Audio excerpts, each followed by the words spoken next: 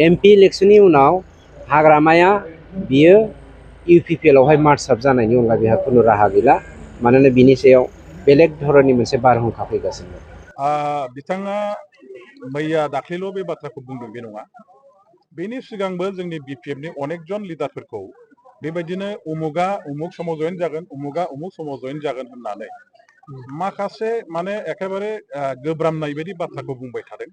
आरो दिनैनि समाव हाग्रामा महिलारि बिथांखौ फैयै फैयै बिथाङा बिपिए हान्जाखौ गारनानै एमपि इलेक्शननि उनाव गावसिनि इउपिपिएल हान्जायाव जयेन जागोन होननाय जे बाथ्रा जे बिथाङा बुंबाय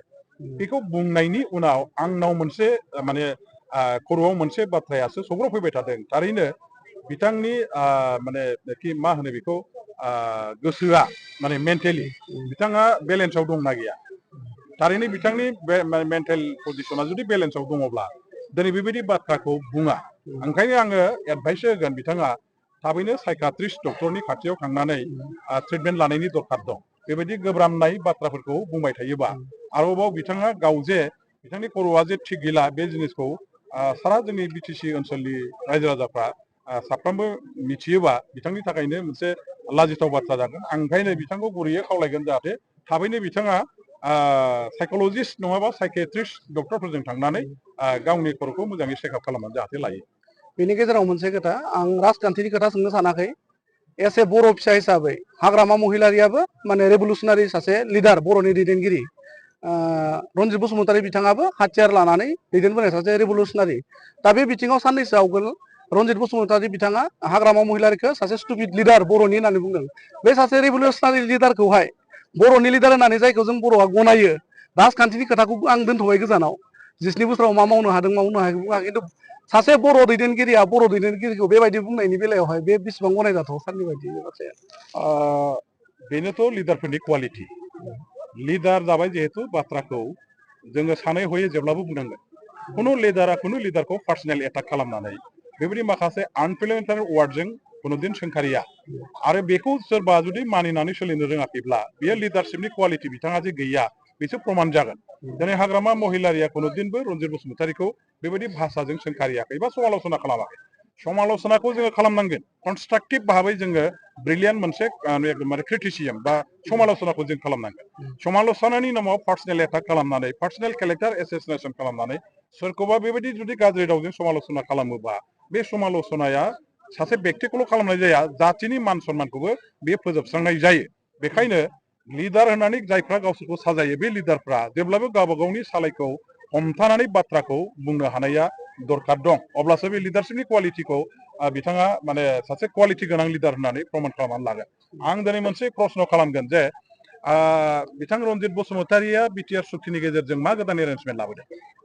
भारत संबिजितनि बबे कनस्टिटिउसननि बबे प्रभिजननि दारै बबे सिडिउलाव बबे आर्टिकेलनि दारै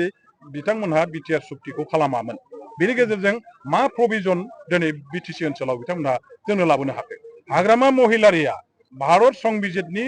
6थि फारिलाइनि अर्थात 6 सिडिउलाव दिनै बिटिसिखौ माने बे ओनसोलखौ माने दानो हादों बे बेसेबांबा गिदिर मोनसे एचिभमेन्ट बियो जाय 6 सिडिउला अनलि एप्लिकेबल फर माने हिल्स एरिया बेखौ मडिफाइड खालामहोनानै भारत सरकारखौ मडिफाइड खालामहोनो बाध्य खालामनानै जोङो दिनै बेवहाय हायेन ओनसोलाव जे ओनसोलावनाखि 6 सिडिउला एप्लिकेबल नङा बे ओनसोलावबो जों एप्लिकेबल खालामहोनो हादों 6 सिडिउल प्रभिजन दा बिटिसिआव जागासिनो दं बे जाबाय हाग्रामा महिलारि 2003 सननि 10 फेब्रुवारिनि सुक्तिनि गेजेरजों लाबोनाय दा बेखौ नायोबा जोङो दिनैनि दिनाव ग्रेटेस्ट एचिभमेन्ट थ्रु बड' मुभमेन्ट बेखौ खालामदों होनोबा हाग्रामा महिलारि बिथाङा खालामदों बेनि बादै दिनै जायफ्रा नै दाख्लै 2020 सननि 27 फेब्रुवारियाव सुक्ति खालामदों बिथांमोन खालामनाय एकर्डआथ' जिर' एकर्ड जों जे 6 सिडिउल एकर्डखौ खालामदों बेखौ नाम सोलायनानैल'सो खालामदों 6 सिडिउल प्रभिजन इज अलरेडि अन दि ग्राउन्ड बिथांमोनहा दिनै बेखौ सिखार जानांगोन 6 सिडिउल प्रभिजना अलरेडि जोंनि हायाव दंखायो मावगासिनो दं जागासिनो दं बं गसंगासिनो दं बिथांमोनहा गोदान सिडिउल देखायलायसाय गोदान प्रभिजन गोदान आर्टिकेलाव गोदान सुक्ति खालामनाय देखायलायसाय बिथांमोनहा देखायनो हायोबा मोजांमोन जुदि इउनियन टेरिटरि बिथांमोनहा देखायनो हायोबा मोजांमोन जुदि माने 244A आर्टिकेलनि दारैहाय बे ओनसोलखौ दानो हायोबा बे ओनसोलाव बेखौ लाबोनो हायोमोनबा सुक्तिनि गेजेरजों जों बिथांमोनखौ मानिगौमोन yes they are the greatest leader of the Bodo' movement जों मानिगौमोन खिन्थु बिथांमोनहा दिनैहाय हाग्रामा महिलारिया लाबोखानाय 6 सिडिउल बे माने बिटिआरनि नामखौ सोलायनानैल' बिटिआर बानायबाय होमबा दिनैनि दिनाव ग्रेटेस्ट मुभमेन्ट लिडारा बर'फोरनि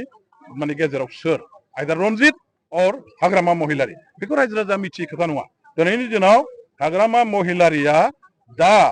बे बिटिआर सुक्ति खालामग्राफोरनि बेसेबांबा गोजौसिनाव थानाय सासे लिडार आरो बेबायदि लिडारखौ बेबायदि भाषाजों समाल'सना खालामनाया लासिंसिं बाथ्रा जाथिनि थाखाय लासिंसिं बाथ्रा बे भाषाखौ